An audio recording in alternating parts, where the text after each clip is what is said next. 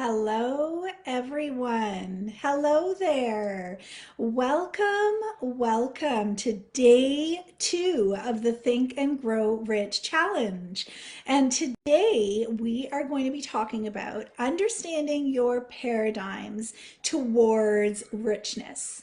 I am Sabrina, and I am your facilitator and your coach for this week's challenge. And can I just say, I just want to have a moment here to say how much I absolutely love doing these events. I really do. And the reason why is because it sparks such great conversation. You know, the learning and the reflection that happens and the calls and really getting to know each and every one of you on a deeper level. It is so impactful. So I just wanted to first start off by saying thank you. Thank you to each and every one of you for allowing me on your journeys. I really do appreciate it. The calls are booking, so please take advantage, use the link that is provided in this post and throughout the group, or you can just drop call in the comments below and we will make sure to get in touch with you. Okay, so, and also if you are still needing the workbook, let us know about that as well, because the workbook is key to the challenge this week in really getting you to apply what you're learning as you are hopping on and watching these trainings.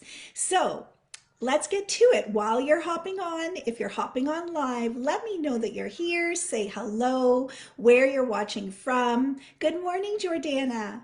And if you happen to catch this on a replay, just drop hashtag replay below. And again, I encourage you, whether you're watching live or whether you're watching on a replay, please engage. Ask questions, comment as you're watching, because it's so important that we learn from each other. It really and truly is. And I want to create an experience where we support one another and where we have fun while we're doing it, okay? So before I dive into this training, this particular training today, I'd like to just do a quick check-in. And so I wanted to check in and see how you're all feeling, from the homework yesterday, from, the worksheets that you have in your workbook. I'd love to hear from you. If you're willing to share in the comments below any new learning that came from the training and doing the homework from yesterday surrounding your attitudes and the impact that they have had on your life. So if you're comfortable while you're watching, you can share this in the comments. And if you need to come back and share it a little bit later, that's okay too. So today I really wanted to dig deep into discussing paradigms. And in my experience, there are usually a few themes that tend to pop up when we talk about our paradigms or our core beliefs. I'll use those two kind of interchangeably, okay? That are negatively impacting our wish, our desire for richness. So there are, a few themes that typically pop up regarding that. And these themes are learning to trust our intuition, its fears, and our self-image or our self-concept. Huge themes and a lot of core beliefs surrounding those three different areas. And so before, I go to expanding and really discussing those three themes, I thought it's also really important to talk about, what is a paradigm? What is a paradigm, or what are core beliefs? And why are they so important to understand when we are trying to make changes in our life, when we are trying to go after goals, when we are trying to be successful, whatever it is, in a holistic way. It's not just about, being successful in business or as an entrepreneur, but that is certainly impacted 100%. But it really is looking at it from a holistic perspective. And so I thought it would be important to talk about what are our core beliefs or our paradigms. Okay, so paradigms are really a belief system. They are a belief system that we have developed over time, and they've been developed based on our experiences and the meaning that we attach to those experiences. And that is a key point. Our beliefs are not just based on the experiences that we go through, but it's also based on the meaning that we attach to those experiences and how that carries through for the rest of our life. So it's really important to understand what makes us who we are. What are those paradigms? Paradigms can become unhelpful if and damaging. So they can really be unhelpful and damaging when the meaning that we attach is negative and when it's based on our perceptions rather than on the reality of the situation. So let's take this one step further. Our paradigms, they are housed in our subconscious mind. And these paradigms have been nurtured and fed by our conscious mind, which filters and attaches meanings to the experiences that we have. And it continues over and over to validate those paradigms that have been ingrained. And so then what ends up happening? Well, it becomes this vicious cycle, of validation and remaining in what you think you know, because despite it being harmful, the fear of the unknown, that keeps you stuck. It keeps you stuck where you are. And so I hope that you can see how powerful our paradigms are in really overall dictating our abilities to achieve richness in all areas of our life. It's a really important concept. And you need to understand your paradigms. You need to understand what triggers these beliefs. Because then what happens? There is an emotional response and there is a behavior that's attached to that. And so we have to become intentional in terms of understanding what's really happening in here. We have to become intentional. And then if it's something that is not serving us, we have to change it. And so if you understand, if you agree with me that paradigms are important, drop paradigms in the comments below. So now that we have a better understanding of, what paradigms are, let's discuss those 3 areas that I mentioned in the beginning that I often find they're the bearer of those negative beliefs, our intuition, our fears, and our self-image. So we so often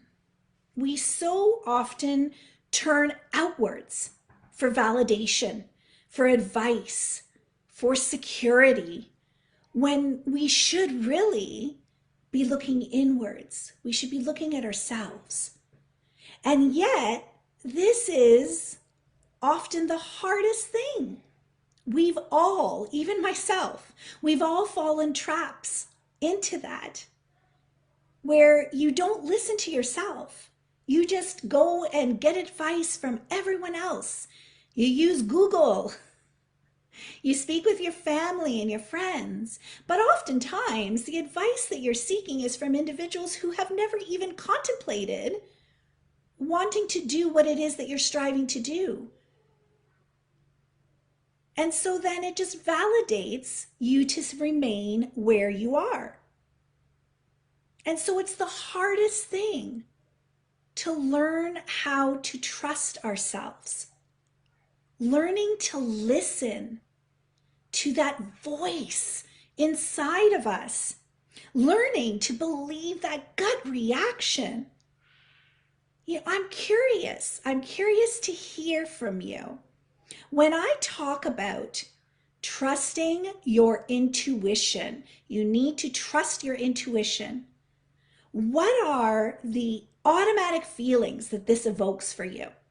Automatically, where do you go? Is it fear?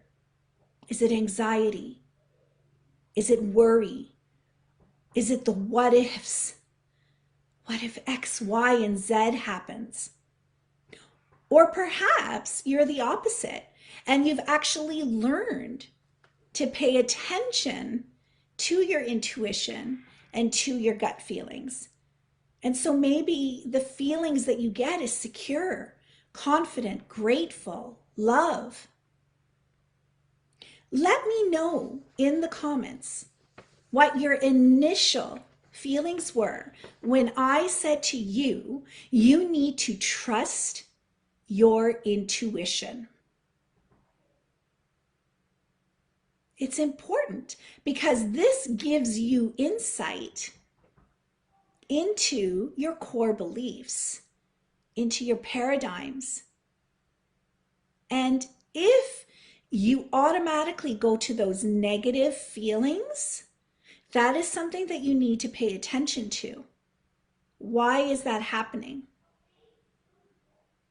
What belief systems do you have ingrained inside you that is telling you that you cannot trust yourself when you are the most important person? You yourself are the most important person. So you have to learn to listen and follow your intuition, because this is one of the most crucial steps towards the manifestation process. Your intuition never lies, and it does not steer you wrong. It is that warm feeling in your heart, the goosebumps, that knowing and not denying the information that is right there in front of you. It's all of that. You must trust that initial fluidity. Can you think of a time?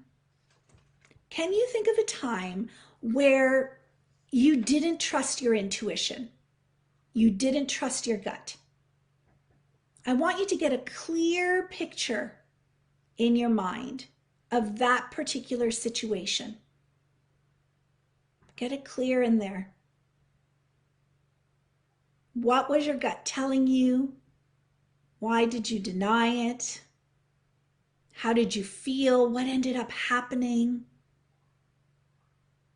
What was the outcome?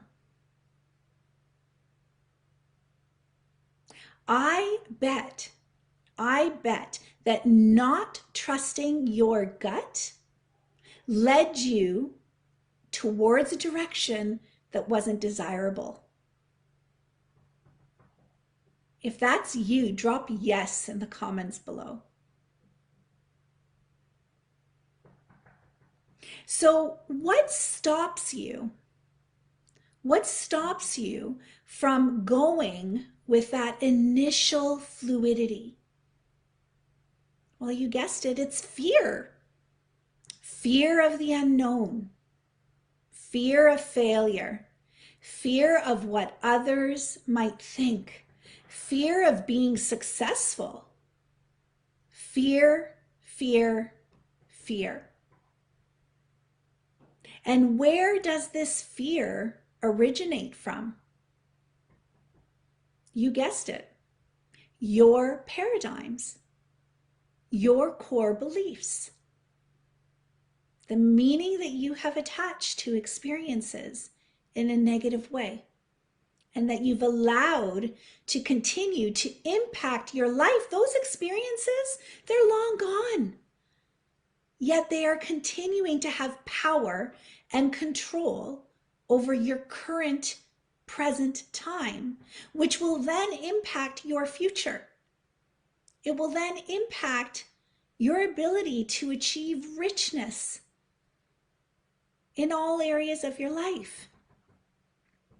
And not only does the fear originate from your core beliefs, it then begins to nurture, to feed, to fuel your fears.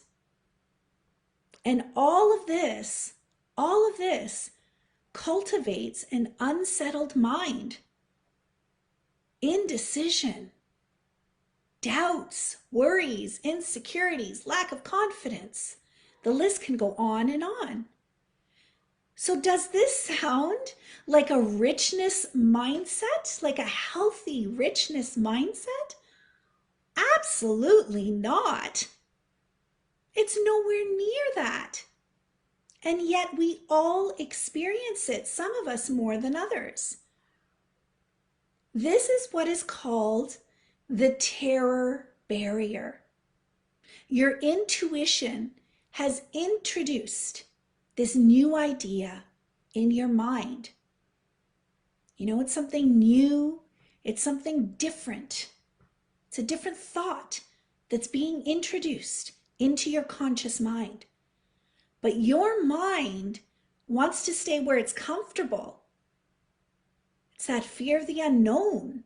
And then all of those paradigms, those negative paradigms, negative beliefs, the what ifs, the worrying about other people's opinions, that all starts to come up because it's your mind fighting against this new idea. Because it believes that staying put is where the security is. So then it goes into overdrive, right? And it starts to pull out all the stops, all of your negative core beliefs to support why this new idea is too risky. The good thing is that fear is nothing more than a state of mind. That's all it truly is a state of mind.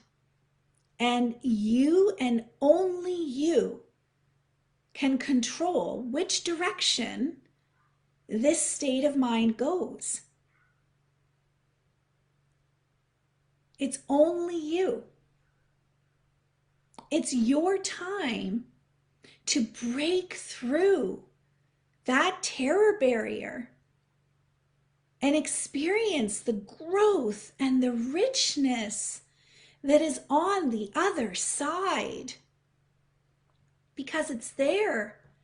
If you are trusting your intuition, if you are having faith, you don't need to know the how. You don't need to know how you're going to get there. You just need to trust the process. You need to make that decision that you are important and that you are going to go after what you want. And then the resources will come to you. If you have absolute trust and faith in yourself, this is how we attract abundance. If we enter into the spirit with positivity, with a positive energy, then that positive energy will find you. It's the law of attraction at its finest. And so it's really important to do the work around your fears and where these fears are coming from and whether they continue to serve you. And 10 times out of 10, they likely do not. They likely do not serve you. Fear is nothing more than a state of mind. That's right, Delroy. It really and truly is. So finally, and what I feel is one of the most important themes, is our self-concept. It's our self-image. I really truly feel that this underlies everything. I firmly believe that our self-image underlies our abilities to choose faith over fear and to trust our intuition. Because if you choose a state of confidence, if you choose that state because the state, the choice is yours, then you enter into the world, into any relationship, into any conversation with another person, as someone who is confident in who you are and what you have to offer. Being able to have faith and to follow your gut, that will come easily and it will come naturally to you because you are entering into the spirit and the state of being as confident. And so it will come naturally to you. Relationships will thrive because you know your worth. Challenges will not paralyze you and they won't cause you to give up on your goals. The energy that you exude is going to attract abundance to you. And you will be able to achieve all the richness that you desire. I often like to use this example. We can all think of, I want you to think of a person, that when they walk into a room, everyone wants to connect with them. Everyone wants to be in their presence, have a conversation with them. Why is that? It's because they have a certain energy, an air of confidence.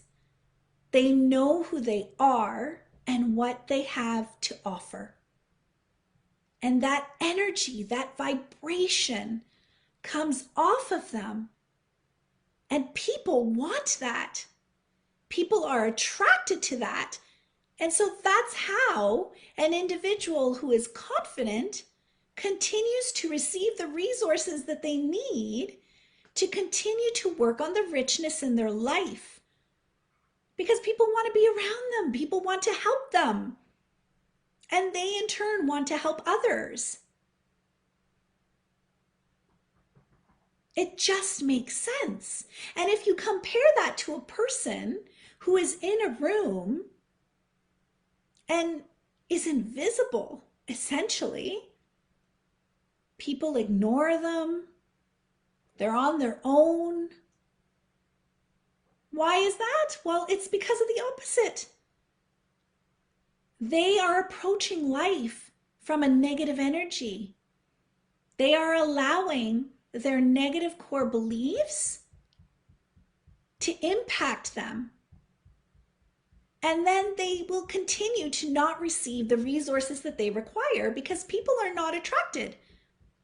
Positive people are not attracted to negative people. It's the law of polarity. And so this is why it is so important to do the work around your self-image. You can't outperform your self-image. Delroy, 100%. If you believe you can't do something, you will not be able to do it. Time and time again. And that belief has to come internally. It's not just saying it. It's not just saying, oh yes, I can do this. If you don't believe it in your heart, inside, then you will not be able to do it. Because sometimes, people will say to me, well, I did believe that I was going to be able to do it. And look, it didn't happen.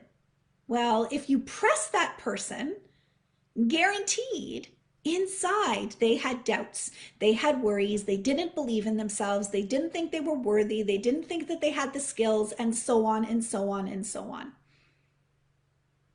So you have to have the belief. You have to attach the positive emotions. That is paramount. And that's why I believe it is so important to do the work in identifying those paradigms that are not serving your self-image. It's imperative. You must identify them, but not just identify them, you need to do the work to change them. You must. Or else you'll be your own worst enemy. You will continue to remain stuck in where you are because you are not doing the work. It is your choice. You always have a choice. And so, how are you feeling? How are you feeling? I know for me, myself, I'm feeling energized. I'm feeling motivated. You know, it really is your time. It really is your time to tackle your negative paradigms and to step confidently into who you were meant to be. Absolutely. 100%. And so if you are ready,